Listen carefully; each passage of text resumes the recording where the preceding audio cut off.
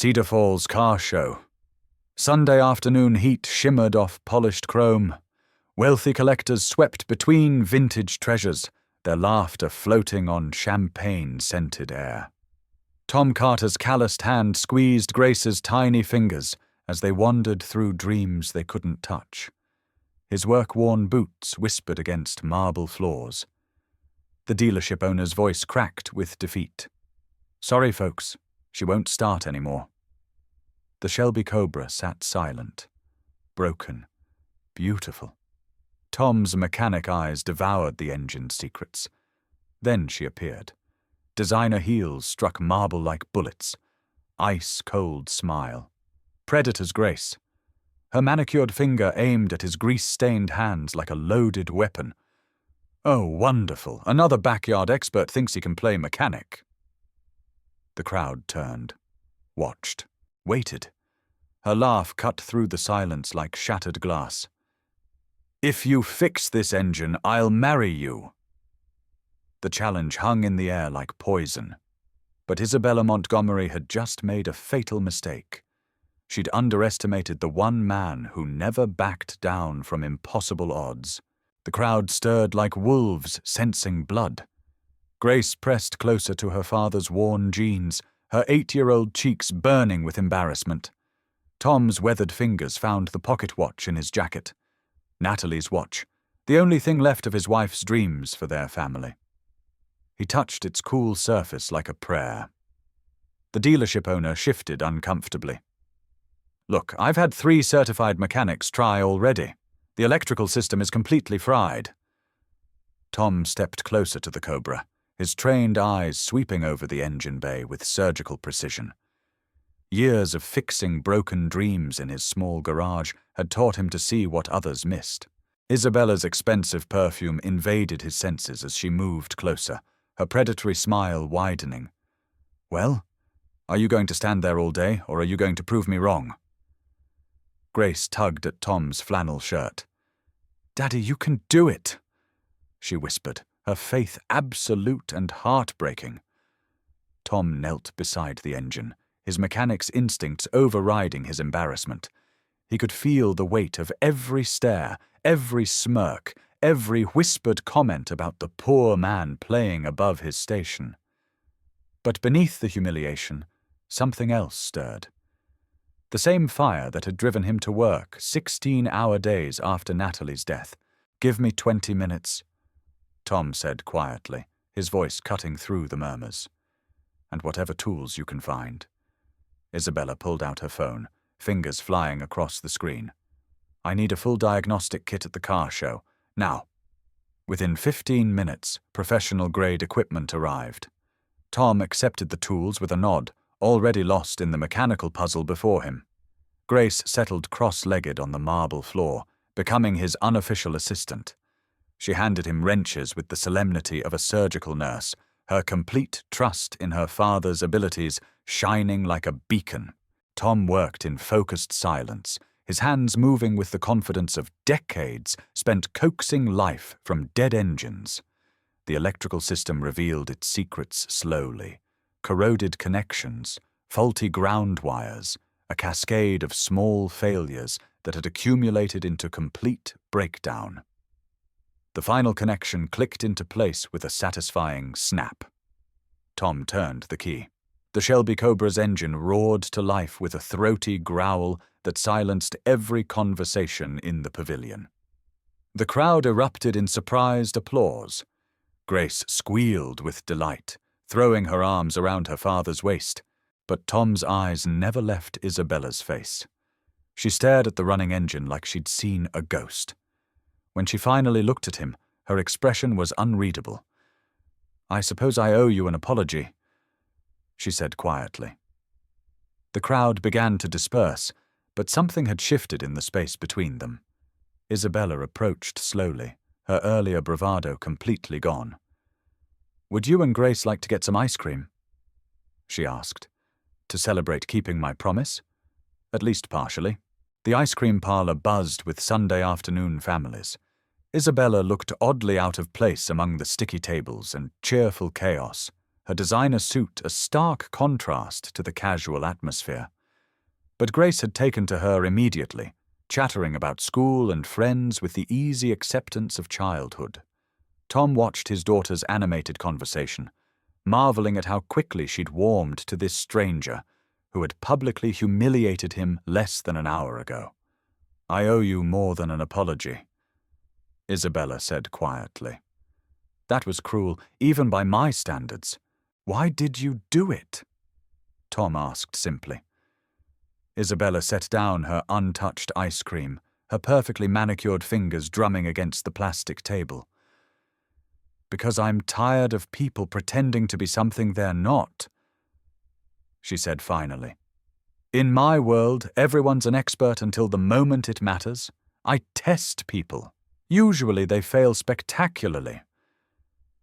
She looked at Grace, who was enthusiastically demolishing a sundae. "I wasn't expecting you to actually fix it." Grace looked up from her sundae, chocolate sauce decorating her chin. "Miss Isabella, do you know about cars?"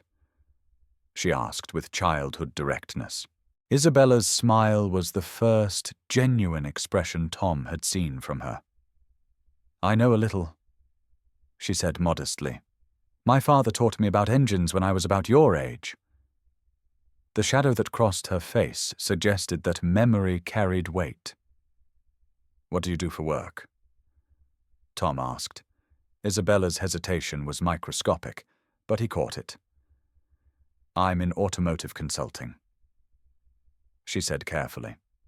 "I help companies solve technical problems." Grace had finished her sundae and was now building an elaborate napkin sculpture.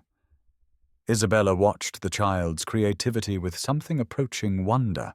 "She's remarkable," Isabella said softly. "You're raising her well." The compliment hit Tom harder than expected. "She's the best thing that ever happened to me," he said simply. "Even when her mother was alive, Grace was our miracle." The mention of Natalie hung in the air. Isabella's expression shifted, becoming almost reverent. "How long?" she asked gently. 2 years, Tom replied. "Cancer. Grace was 6 when we lost her." Isabella seemed reluctant to leave, finding excuses to extend their impromptu celebration. When Grace excused herself to visit the restroom, Isabella's mask slipped again. "I don't usually do this," she said quietly. "Spend time with normal families." Isabella's phone buzzed insistently. The name Montgomery Headquarters flashed across the screen before she quickly silenced it. Tom caught the words, filing them away with growing unease. Montgomery. Isabella's face had gone pale at the sight of the caller ID. "I should probably get going," she said, but made no move to leave. Instead, she watched Grace return, her expression wistful and complex. When Isabella finally stood to leave, she handed Tom a business card. "Isabella Montgomery, Automotive Solutions." The offer was casual, but Tom sensed deeper currents beneath it. As they watched her walk away, Tom couldn't shake the feeling that their lives had just shifted in some fundamental way. The following Tuesday brought unseasonably warm weather to Cedar Falls. Tom was deep under the hood of a stubborn pickup truck when he heard unfamiliar footsteps in his garage. Isabella stood in his doorway like an apparition from another world, her business casual attire expensive but practical. "I hope you don't mind the intrusion," she said. "I was in the neighborhood and thought I'd stop by." The lie was polite and obvious. "Actually, I brought this," Isabella continued, patting the hood of a sleek BMW. "It's been running rough lately." Tom circled the car slowly. The BMW was pristine, clearly well maintained. If it had mechanical problems, they were subtle ones. "When did you first notice the roughness?" he asked. "About a week ago," she replied. Slight hesitation on acceleration. Tom connected his scanner to the BMW's computer system. Isabella watched over his shoulder, close enough that he could smell her subtle perfume. Your oxygen sensors are reading lean, he murmured. But the fuel trim is compensating perfectly. That's odd. Isabella leaned closer. Most drivers wouldn't notice this kind of subtle performance degradation. He said carefully. You'd have to be paying very close attention. Isabella stepped back. I pay attention to details, she said simply. It's part of my job. Grace arrived home from school while Tom was finishing the repair, her yellow backpack bouncing as she skipped into the garage. She spotted Isabella immediately and lit up like Christmas morning. Miss Isabella, you came back. Isabella's professional composure melted into something softer. I promised I would, Isabella said, kneeling to Grace's eye level. How was school today?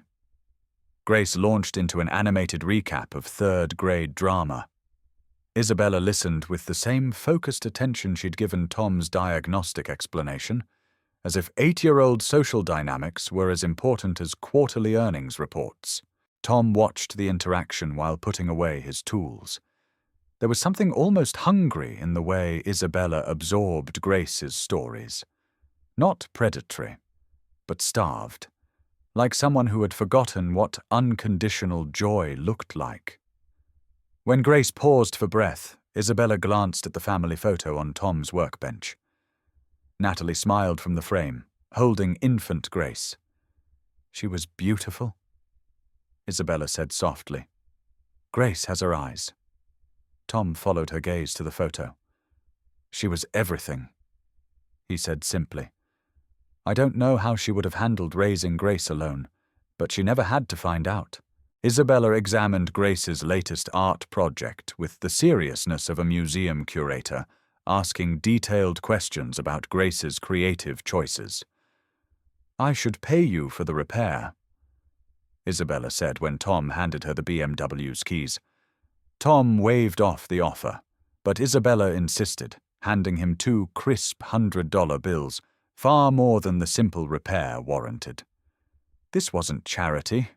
It was something else, a transaction that meant more to her than the money suggested. Grace hugged Isabella goodbye with enthusiastic affection. Will you come back again? She asked. Isabella glanced at Tom. If your father doesn't mind, she said carefully. I'd like that very much. The revelation came on a Thursday morning, delivered with the casual brutality of certified mail. Tom signed for the thick envelope with growing dread. The letter was professionally worded, but unmistakably threatening. Montgomery Motors was exercising its option to purchase the land beneath Carter's garage. 30 days to vacate. Fair market compensation would be provided, but the decision was final. Montgomery Motors. Isabella Montgomery. The connection hit him like a physical blow, stealing his breath and leaving him dizzy with betrayal. Grace was at school, blissfully unaware that her world was crumbling. Tom sat alone in his garage, surrounded by the tools and memories that had sustained him through the worst period of his life. After Natalie's death, this space had become his sanctuary. Now it was being stolen from him by the woman who had bought his daughter ice cream and praised her artwork with such apparent sincerity. He pulled out his laptop and searched for Isabella Montgomery online. The results painted a picture of wealth and power that made his small garage seem pathetic by comparison. Chief Executive Officer of Montgomery Motors, one of the largest automotive parts suppliers in the Midwest. Net worth estimated in the hundreds of millions. A business empire built on acquiring smaller companies and integrating them into her corporate machine. Tom scrolled through articles about her aggressive expansion strategy, her reputation for identifying undervalued assets and purchasing them below market rates. He was just another acquisition target. The photos from business magazines showed a different Isabella than the woman who had knelt on his garage floor to hear Grace's stories. This Isabella was polished steel and sharp angles, radiating ruthless competence that destroyed lives without personal malice. Friday morning brought a new kind of torture. Isabella arrived at the garage as if nothing had changed, parking her BMW in the same spot. She emerged with her usual confident grace, but Tom was no longer fooled by the performance. "Good morning," she said warmly. "I brought coffee. I thought we could talk." The casual cruelty of it took his breath away. "I know," Tom said simply, holding up the legal documents. Isabella's mask slipped for just a moment. "I was hoping to explain," she said carefully. "It's not what you think. You came to my garage," he said, his voice steady despite the rage building in his chest. "You met my daughter. You saw the picture of my wife on my workbench, and you still decided to take everything away from us." Isabella stepped closer, her business mask firmly in place, but her eyes betraying deeper currents. "Tom, please listen to me," she said urgently. "It's not that simple. There are factors you don't understand. I'm trying to find a solution that works for everyone." But Tom had heard enough corporate doublespeak. "A solution that works for everyone?" he repeated, his voice rising. "I lose my business, my home, my daughter's security, but somehow that works for everyone." Isabella flinched, but didn't back down. "I'm trying to make this as painless as possible," she said quietly. "The compensation package is generous. You could start over somewhere else." The suggestion that he should be grateful for her generosity while she destroyed his life was the final straw. "Start over?" Tom shouted. "This garage is where I rebuilt my life after my wife died. This is where Grace feels safe and connected to her mother's memory. You can't compensate someone for destroying their world and call it generous." Grace's voice cut through their confrontation like a blade. "Daddy? Miss Isabella? Why are you yelling?" She stood in the garage doorway, her young face confused and frightened. Tom's heart broke as he realized his daughter was witnessing the destruction of her small world. Isabella moved toward Grace instinctively, but Tom blocked her path. "Don't," he said quietly. "You've done enough damage." The silence stretched between them, heavy with everything that couldn't be unsaid. "I should go," Isabella said finally. She looked at Grace one last time, her expression raw with something that might have been genuine regret. "I'm sorry," she said. "I never meant for it to happen this way." The weeks that followed blurred together in a haze of legal consultations, packing boxes, and sleepless nights. Tom's savings weren't enough to start over in a new location. He would have to find work as an employee again, trading his independence for the security of a steady paycheck. Grace sensed his stress despite his efforts to shield her. She grew quieter, more clingy, asking fewer questions about their future. Tom threw himself into work with desperate intensity, trying to maximize his income during the final weeks before eviction. But every repair felt temporary, every satisfied customer a reminder of what he was losing. On the last day of the month, Tom sat in his empty garage surrounded by boxes and memories. Grace was at school, spared the final indignity of watching strangers take possession of her childhood home. He had found a job at Henderson's Auto Repair across town, working for someone else's dream instead of building his own. He touched Natalie's pocket watch, feeling its familiar weight. "I'm sorry," he whispered to her memory. "I tried to keep our dream alive, but I wasn't strong enough." The sound of approaching sirens shattered Tom's solitary grief. His phone rang with Grace's school number, and his heart stopped. "Mr. Carter." The principal's voice was professionally calm but urgent. "Grace has been in an accident. She was hit by a car while crossing the street after school. She's being taken to Cedar Falls General Hospital right now." The world tilted sideways. "Is she—" he began, but couldn't finish the question. "She's conscious and talking," the principal assured him. "But you need to get to the hospital as soon as possible. Tom drove through downtown Cedar Falls with reckless desperation, running red lights in his race to reach the hospital. Cedar Falls General Hospital smelled like disinfectant and fear. Tom burst through the emergency room doors, demanding information about his daughter. Dr. Martinez emerged from the examination area with calm professionalism. Grace has a concussion and some bruising, but no broken bones or internal injuries, she said with a reassuring smile. She's asking for you. Tom's knees nearly buckled with relief.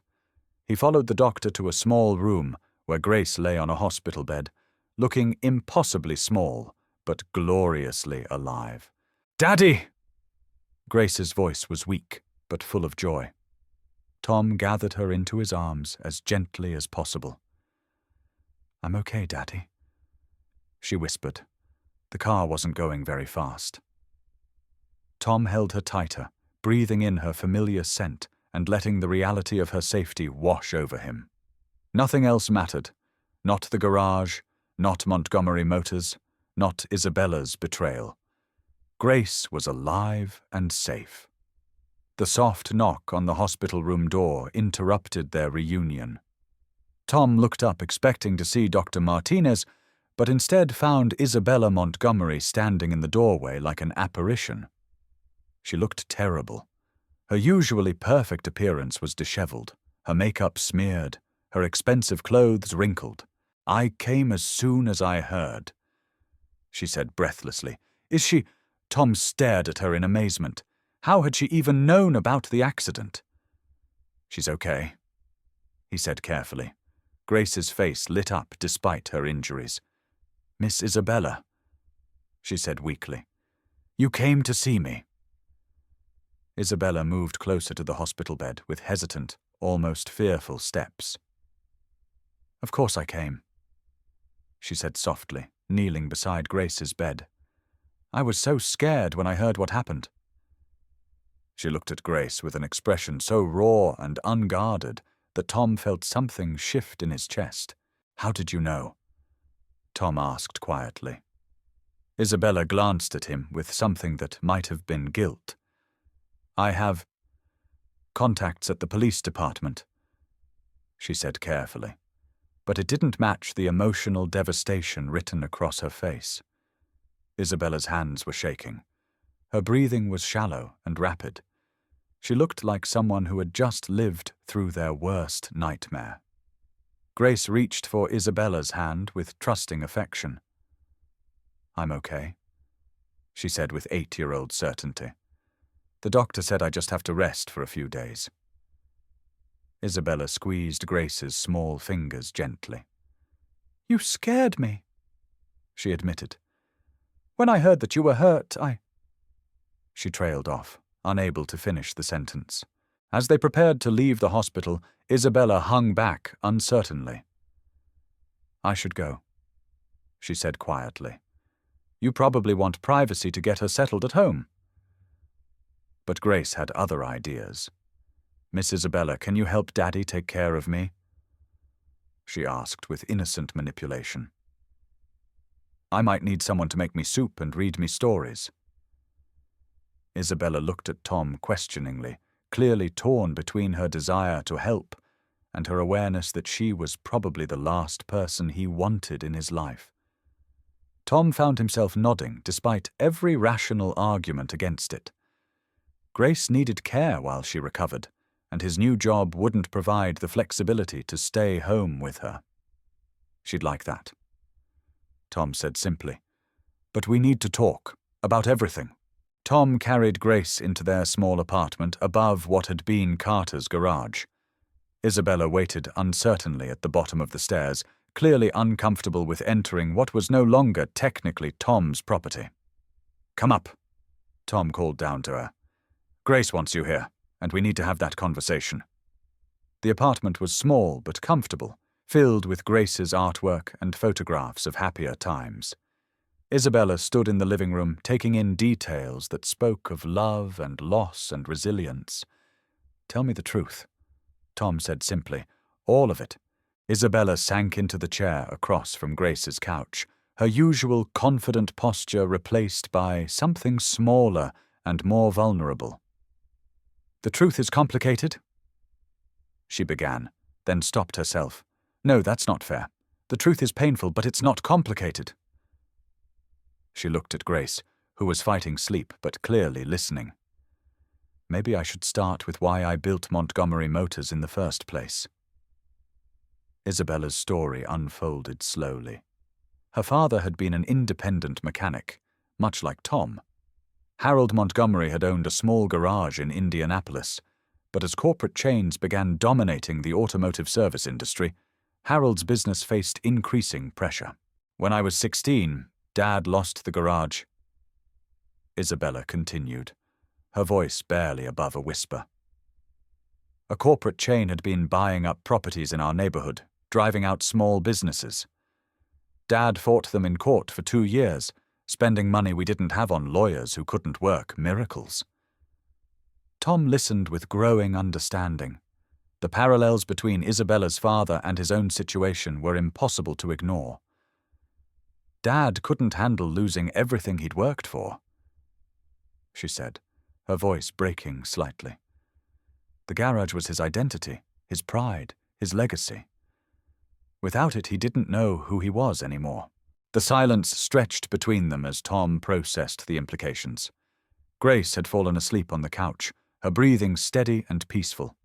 Isabella watched the sleeping child with an expression of such tenderness that Tom felt his anger beginning to transform. "He took his own life 6 months after losing the garage," Isabella said finally. "Left Mum and me with nothing but debt and the promise that I would never let anyone else's father go through what mine did." The revelation hit Tom like a physical blow. Isabella hadn't built her corporate empire out of greed. She had built it out of grief and a misguided attempt to prevent other families from experiencing her loss. "So you became the thing that destroyed your father?" Tom asked gently. "I became strong enough to fight back," Isabella corrected, but her voice lacked conviction. "Montgomery Motors was supposed to protect small businesses by providing them with resources they couldn't access independently. But somewhere along the way, the mission got corrupted. The board wanted growth and profits. I told myself I was still helping people, but I was really just doing the same thing to other families that had been done to mine." The admission cost her visibly. Tom could see the weight of years of self-justification crumbling. Grace stirred on the couch, mumbling something about soup and stories in her sleep. Isabella's attention immediately focused on the child. "She reminds me of myself at that age," Isabella said quietly. "Before everything fell apart.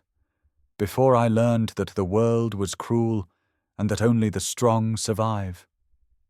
Tom studied Isabella's face, seeing past the corporate mask to the wounded 16-year-old who had lost her father to despair. "What changed?" he asked. "Why are you telling me this now?" Isabella looked at him with eyes that held more pain than anyone should carry alone. "Because when I heard that Grace was hurt, I realized I had become my father's destroyer, and I couldn't live with that anymore." The confession hung between them like a bridge neither had expected to build. Tom found himself reevaluating everything he thought he knew about Isabella Montgomery. She wasn't a heartless corporate raider. She was a damaged woman trying to honor her father's memory in the most misguided way possible. "What happens now?" Tom asked. "Knowing why you did it doesn't change what you did." Isabella nodded, accepting the harsh truth. "I resigned as CEO this morning," she said quietly. "Before I came to the hospital, Patricia Wells is taking over Montgomery Motors immediately." The revelation was stunning. Isabella had given up her entire corporate empire in a single morning. "The board will probably reverse some of my recent acquisitions," she continued, "including your garage. It might not happen immediately, but there's a good chance you could get your property back within the next few months." Tom stared at Isabella in amazement. She had sacrificed her life's work on the possibility that it might help him recover from the damage she had caused. Why? He asked simply. Why give up everything for people you barely know? Isabella's smile was sad and beautiful, and completely without pretense. Because Grace matters more than Montgomery Motors ever did, she said simply. And because I finally understand what my father was really trying to build in that garage. It wasn't a business, it was a home. Grace woke as evening shadows began to fill the apartment. She looked around with the disorientation common to afternoon naps, then smiled when she saw Isabella still sitting nearby. "Miss Isabella, did you stay to take care of me?" she asked with direct honesty. Isabella knelt beside the couch, smoothing Grace's hair with gentle fingers. "I stayed because I wanted to make sure you were okay," she said softly. "And because your daddy and I needed to have a very important conversation." Grace nodded solemnly. "Are you still sad?" she asked Isabella with uncanny perception.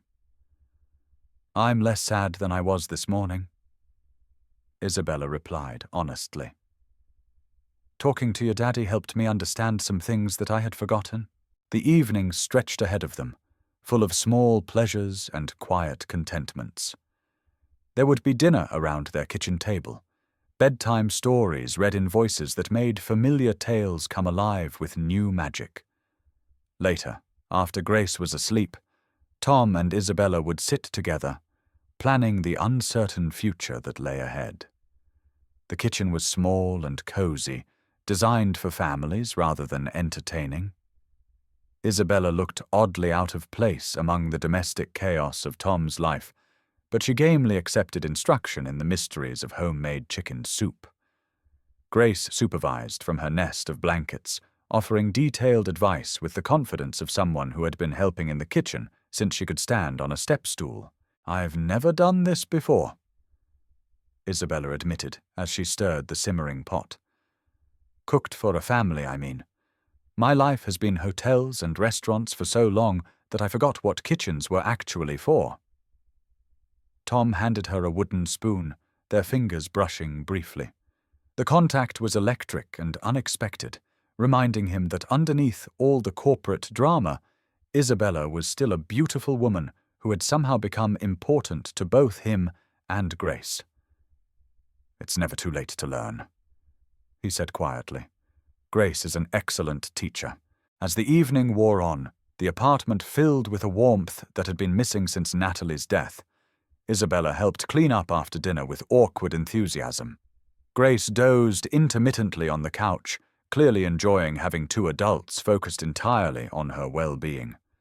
Tom found himself relaxing for the first time in weeks, the constant stress temporarily forgotten in the simple pleasure of shared domestic routine. When Grace announced that she was ready for bed, Isabella offered to read her a story, an offer that was accepted with delight. Tom listened from the hallway as Isabella's voice rose and fell with the rhythm of Charlotte's Web, Grace's current favorite. Isabella read with the same intensity she brought to everything else, giving each character a distinct voice. When the chapter ended, Tom heard Grace's sleepy voice asking Isabella if she would come back tomorrow to read more. "If your daddy says it's okay," Isabella replied softly. "I'd like to help take care of you while you get better." Tom stepped into the doorway. "She'd like that," he said simply. "We both would." After Grace fell asleep, Tom and Isabella returned to the living room to continue their interrupted conversation. The apartment felt different now, charged with possibilities that hadn't existed that morning. They sat on opposite ends of the couch, the space between them filled with everything they hadn't yet said. "What happens next?" Tom asked. "Between us, I mean, after everything that's happened." Isabella was quiet for a long moment. "I don't know," she said finally. "I've spent so many years focused on business and success that I'm not sure I remember how to have a personal life. But I know I don't want to lose what we found today. The admission was raw and honest, revealing vulnerabilities that Isabella had probably never shown to anyone else. Tom felt something shift in his chest, the last of his anger dissolving into something more complex and hopeful. "I've been afraid too," he said quietly. "Afraid of caring about anyone besides Grace. Afraid of risking the life we've built together." Isabella nodded, understanding written across her face. "But Grace was hurt today." Tom continued, "And you were the person I wanted to call. That has to mean something." Isabella moved closer on the couch, closing some of the distance between them. "It means we're both taking a leap of faith," she said softly. Tom reached for her hand, intertwining their fingers in a gesture that felt both natural and momentous. "Maybe that's okay," he said. "Maybe not knowing is part of what makes it worth trying." Isabella squeezed his hand gently. "Grace is going to wake up tomorrow expecting both of us to be here," she said with a smile that transformed her entire face. "I hope we're ready for that responsibility." The kiss that followed was gentle and tentative, filled with the promise of new beginnings and the acknowledgement of shared risks. When they broke apart, both were smiling despite the uncertainty that lay ahead. 14 months later, Carter's restoration and design occupied the same building that had once housed Carter's garage, but the business had evolved far beyond Tom's original vision. Isabella's corporate experience and Tom's mechanical expertise had combined to create something neither could have achieved alone. The garage specialized in classic car restoration, drawing clients from across the Midwest who valued craftsmanship over speed. Isabella handled the business side with the same intensity she had once brought to corporate acquisitions, but now her efforts were focused on growth and sustainability rather than domination. Grace had recovered completely from her accident, though she still wore her scar like a badge of honor. She spent her afternoons at the garage, completing homework at the front desk and helping with small tasks that made her feel important. Her artwork decorated the waiting area, cheerful drawings that made clients smile despite their automotive troubles. Isabella had proven to be a surprisingly natural surrogate parent, learning to braid hair and pack school lunches with determined competence. Grace called her Aunt Bella now, a title that carried more love than any corporate designation Isabella had ever earned. The annual Cedar Falls Car Show had become a celebration rather than a competition for the Carter family. Their booth displayed some of their finest restoration work, drawing admiring crowds and potential clients. But the centerpiece was always the same, 1965 Shelby Cobra that had brought them together, now restored to pristine condition and bearing a small plaque that read, "This car brought us together. Thanks for the challenge." Isabella insisted on being photographed beside it every year, her smile genuine and relaxed in ways that would have been impossible during her corporate days. Today's show was particularly special because it marked the official launch of their newest venture, the Montgomery Carter Foundation for Independent Automotive Businesses. Isabella had liquidated her remaining assets to fund the foundation, which provided loans and mentorship to small garage owners facing corporate pressure. The foundation's mission statement was simple: ensuring that every father can keep his dreams alive for his children. Tom served as the technical advisor, while Isabella handled the business side with her characteristic intensity, now directed toward helping rather than acquiring. The ceremony was held in the same pavilion where Isabella had first challenged Tom to fix an impossible engine. Grace cut the ceremonial ribbon with oversized scissors, her gap-toothed grin bright enough to power the entire exhibition hall. Tom and Isabella stood on either side of their daughter, their hands resting protectively on her shoulders as photographers captured the moment. After the ceremony, they walked through the car show with Grace skipping ahead, moving through the displays with the comfortable rhythm of people who had learned to navigate life as a team. Grace stopped in front of a vintage Mustang, and began explaining its restoration challenges to interested adults with confident expertise. Tom and Isabella watched their daughter with shared pride. "She's going to be trouble when she gets older," Isabella observed with fond amusement. "Smart, confident, and completely unimpressed by authority figures." Tom laughed, pulling Isabella closer. "She gets that from both of us," he said. "God help any boy who tries to take advantage of her." The afternoon stretched long and golden, filled with simple pleasures that had once seemed impossible to all three of them. As the car show wound down, the Carter Montgomery family began packing up their display. Grace helped fold promotional materials while humming contentedly, completely secure in her place between the two adults who had learned to love each other partly through their shared devotion to her. Tom and Isabella worked together with efficient teamwork, their movements coordinated and purposeful. The Shelby Cobra sat silent in the center of their booth, no longer a symbol of challenge or conflict but of transformation and new beginnings. "Good day?" Tom asked as they drove home, though the answer was obvious in the satisfied smiles they all wore. "The best," Isabella replied, then paused. "Actually, that's not true. Every day with you and Grace keeps getting better than the last one. I never thought I'd have this kind of life." Grace looked up from the back seat, drowsy but content. "What kind of life?" Tom asked. Isabella's smile was soft and genuine, completely free of corporate masks. "The kind where someone loves you not because of what you can do for them, but because of who you are when you're not trying to be anyone special. Are we home?" Grace asked as they pulled into their driveway. "We're home," Tom confirmed, and the word carried more weight than simple geography. Home was this house they had chosen together, this family they had built from the wreckage of their separate disasters, this life they had created by choosing each other again and again. Grace climbed into the front seat to hug both adults simultaneously. "I love our family," she announced with simple certainty. "Even when it's weird and complicated and different from other people's families." Isabella laughed, the sound lighter than anything from her corporate days. "Especially when it's weird and complicated and different," she corrected gently. "Those are the best kinds of families."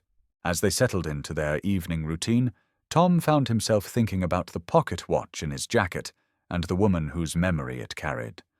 Natalie would have loved Isabella, he realized. She would have appreciated Isabella's fierce protection of Grace and her dedication to rebuilding what had been broken. Most of all, she would have been grateful that Tom had found someone who understood that love wasn't about replacing what was lost, but about making room for new happiness alongside cherished memories.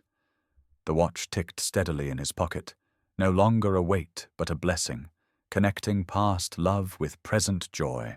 The story that had begun with a cruel challenge at a car show had evolved into something none of them could have imagined, a family built on second chances, hard-won trust, and the radical decision to choose love over fear again and again.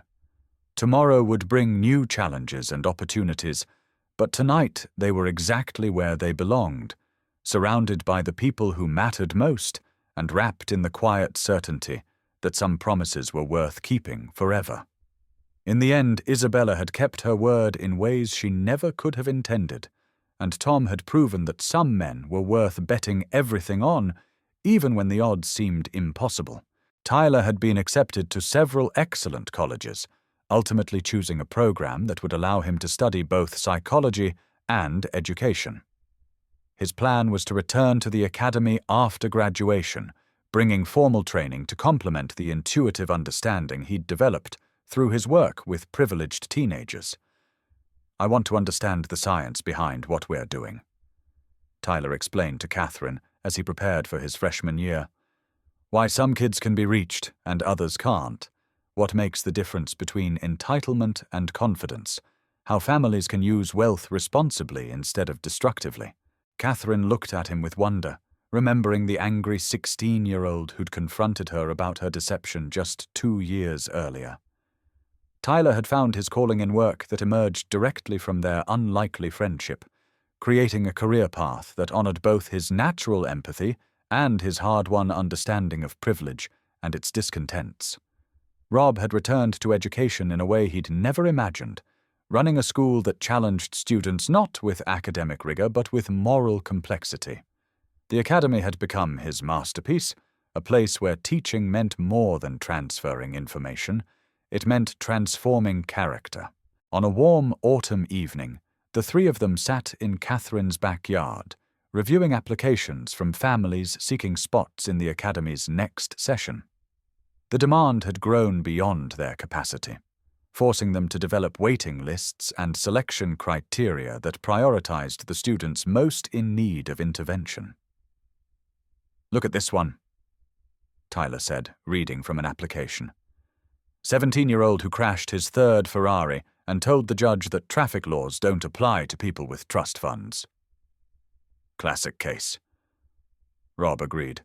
"Parents probably want us to fix him without actually changing anything about their family dynamics." Catherine studied the file, seeing echoes of her own parenting mistakes in the family's description of their son's behavior.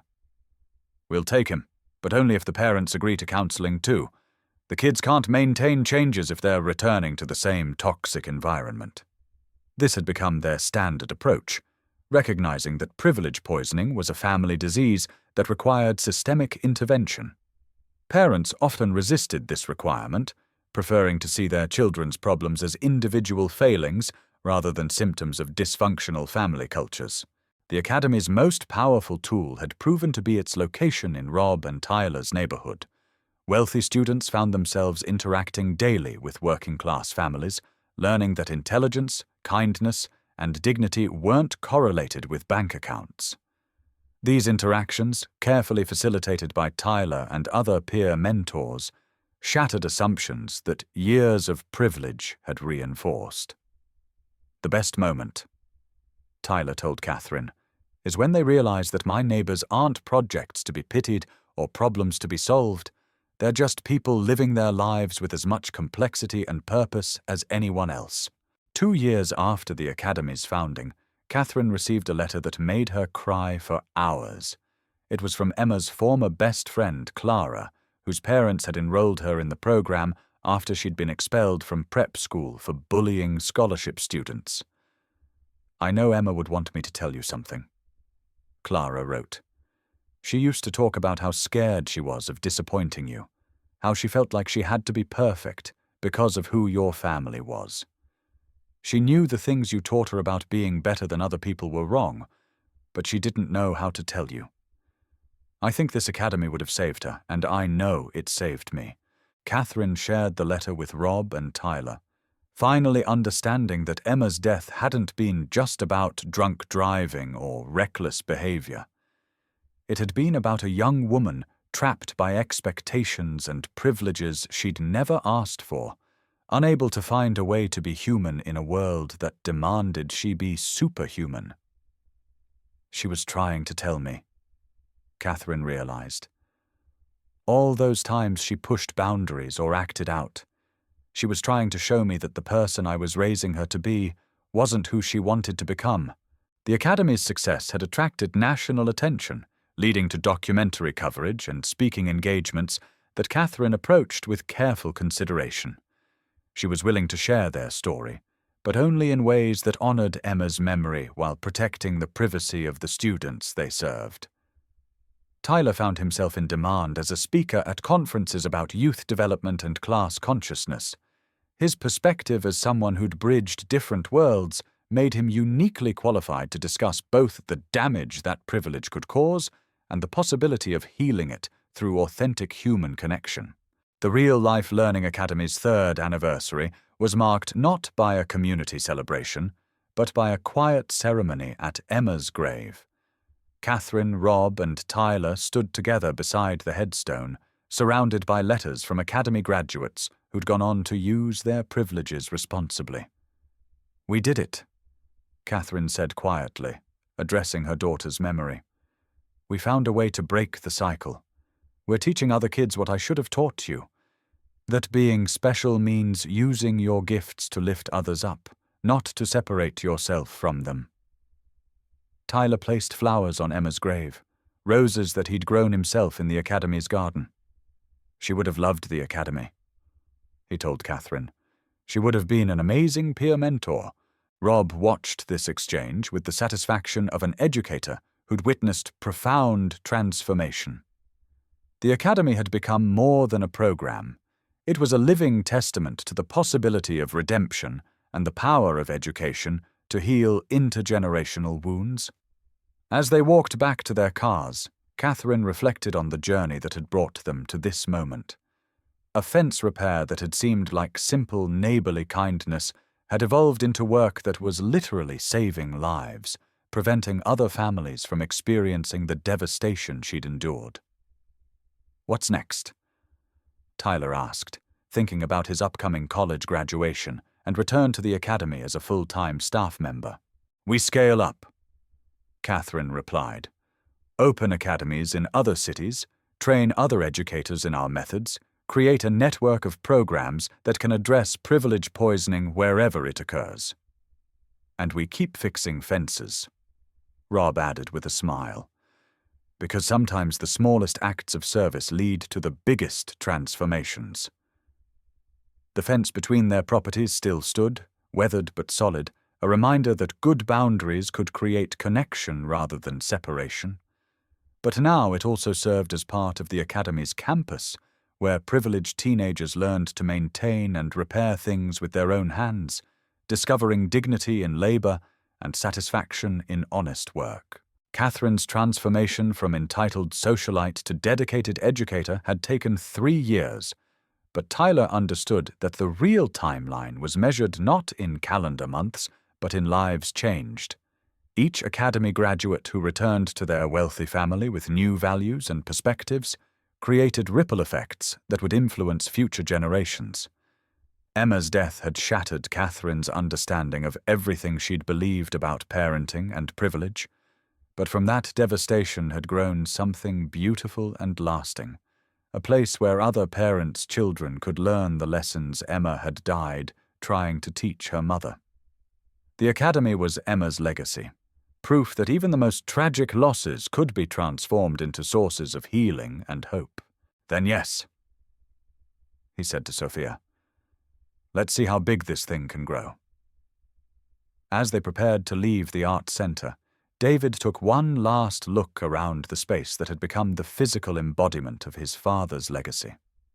Students' artwork covered the walls, scholarship announcements filled a bulletin board near the entrance, and the faint scent of paint and possibility hung in the air like incense in a cathedral. Outside, the bronze plaque caught the late afternoon sunlight, casting shadows that made the engraved words seem to dance. Robert Matthews Art Center, dedicated to the belief that every person has something beautiful to offer the world.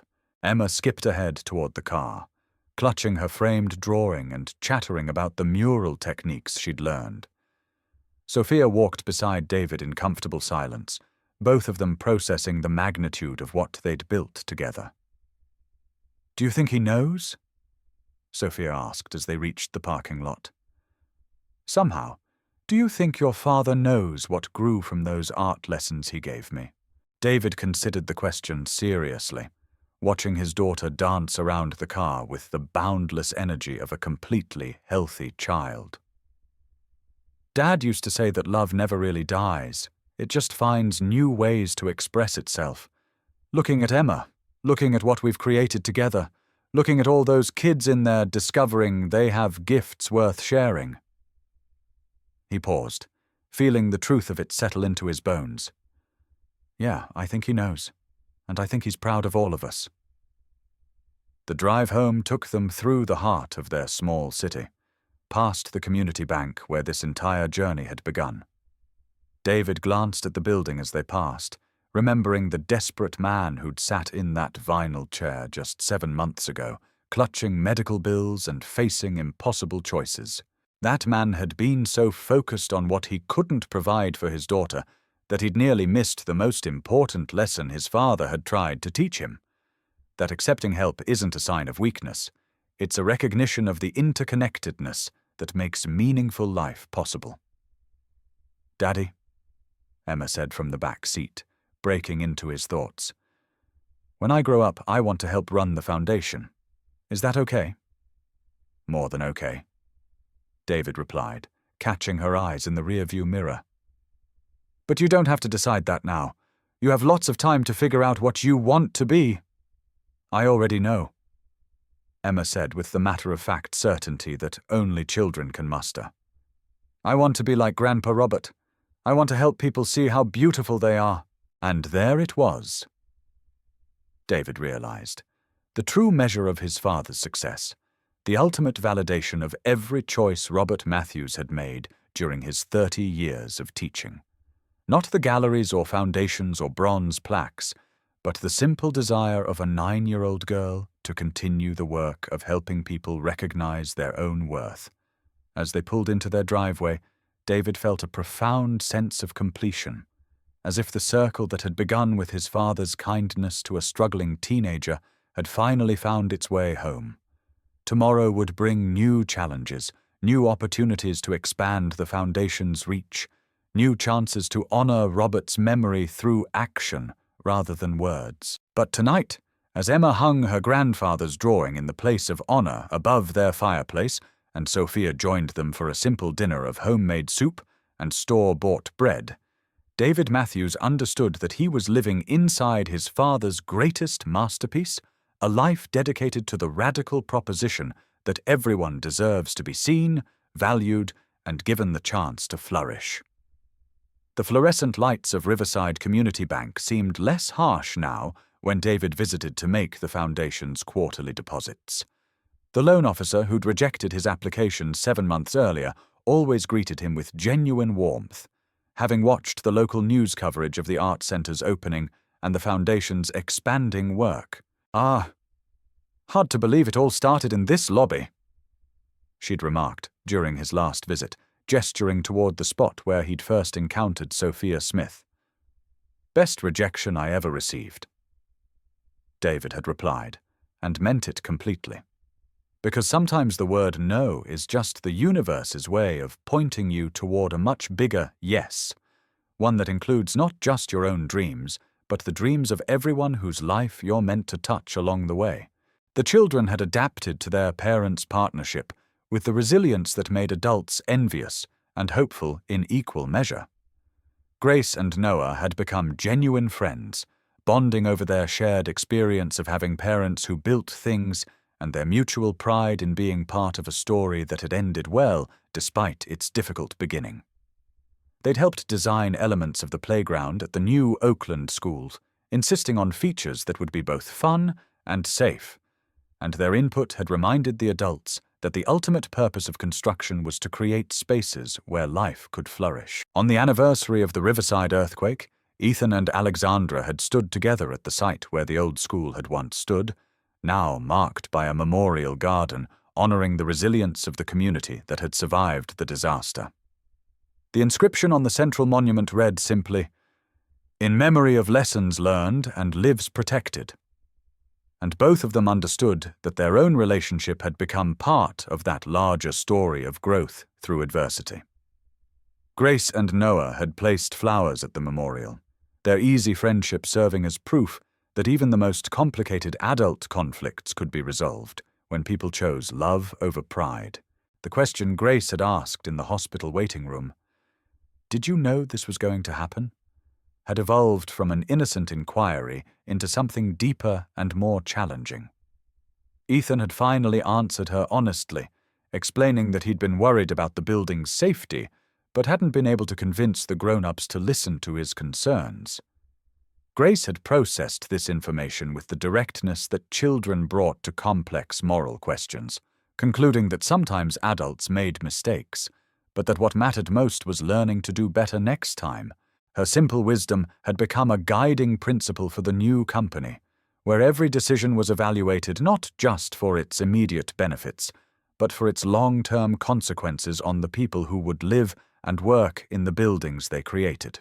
As Ethan watched the sun set over San Francisco Bay from the office he now shared with Alexandra, he reflected on the journey that had brought them from adversaries to partners, from a professional disagreement that had cost him his career to a collaboration that had given both of them a deeper sense of purpose. The city's skyline was dotted with buildings he'd helped design over the years, each one representing someone's vision of a better future made manifest in steel and concrete. But the structure he was most proud of wasn't visible from his office window. It was the trust he and Alexandra had rebuilt between them, the friendship their children had forged despite their parents' complicated history, and the commitment they'd made to ensure that integrity would never again be treated as a luxury in their professional lives. The phone on his desk buzzed with a text message from Noah, asking if Grace could come over for dinner and help with a science project about earthquake-resistant building design. Ethan smiled as he typed back his agreement, then looked across the office at Alexandra, who was reviewing plans for their latest project with the kind of intense focus that had once intimidated him. Now he recognized it as the expression of someone who understood that getting the details right could mean the difference between safety and catastrophe, between protecting families and destroying them. She looked up and caught him watching her, and her smile carried the warmth of someone who'd learned that being right wasn't nearly as important as being trusted. "Some people think integrity is a luxury," he'd said on that terrible day when everything changed. But time had proven that integrity was actually the foundation upon which everything worthwhile was built, and sometimes the most expensive choices turned out to be the ones that created the most value in the end. Grace and Noah's laughter drifted up from the street below, where they were playing in the small park that had been built to replace the demolished elementary school, and Ethan knew that every difficult decision he'd made had been worth it to hear that sound of children who felt safe enough to play without fear. In the growing dusk of a Millbrook evening, walking toward a future that held promise instead of just survival, Tom understood that some stories don't end with loss, but begin with it, using grief as a foundation for joy that runs deeper because it acknowledges the cost of loving fully. Grace's laughter echoed off the cemetery walls like music, and Maggie's hand in his felt like coming home to a place he'd never known existed. Anna's gift to them hadn't been a replacement for what they'd lost, but an expansion of what they'd thought possible. Love that multiplied instead of diminished, hope that grew stronger because it had been tested by the worst life could offer. The paint box sat safely in Grace's backpack, no longer a relic of the past, but a tool for creating futures Anna could only have dreamed of, colors mixed with intention and applied with the confidence that comes from understanding that beauty is not diminished by sadness but made more precious because of it. The last visitors departed as darkness settled over the city, leaving the gallery space peaceful and warm in the glow of carefully positioned lighting that accommodated various sensory processing needs. Ruby had fallen asleep curled up next to her latest color study, while Jasper continued working on mathematical calculations for their next collaborative project. Zoe was reading quietly in a corner, occasionally looking up to observe the comfortable domesticity of their unconventional family gathering. Helena began the gentle process of transitioning the children toward home and bedtime routines, her movements carrying the practiced efficiency of someone who'd learned to create structure without rigidity, accommodation without chaos. Benjamin gathered art supplies and turned off equipment, his hands moving through familiar patterns that had become meditative rather than merely functional. As they prepared to leave the gallery space that had become the visible symbol of their commitment to honoring neurodivergent gifts, Benjamin paused to look once more at the children's collaborative installation. The piece seemed to pulse with its own internal light, geometric patterns and flowing colors, creating a visual representation of minds working together in harmony rather than competition. Tomorrow would bring new challenges, funding applications and research collaborations, therapeutic sessions with children whose gifts hadn't yet been recognized, conversations with educators and parents who were beginning to understand that different didn't necessarily mean deficient. But tonight, surrounded by the quiet evidence of healing and creativity and love that had emerged from their willingness to risk authentic connection, Benjamin Mitchell felt the deep satisfaction of someone who'd finally learned to stop hiding from his own gifts and the people who needed them most.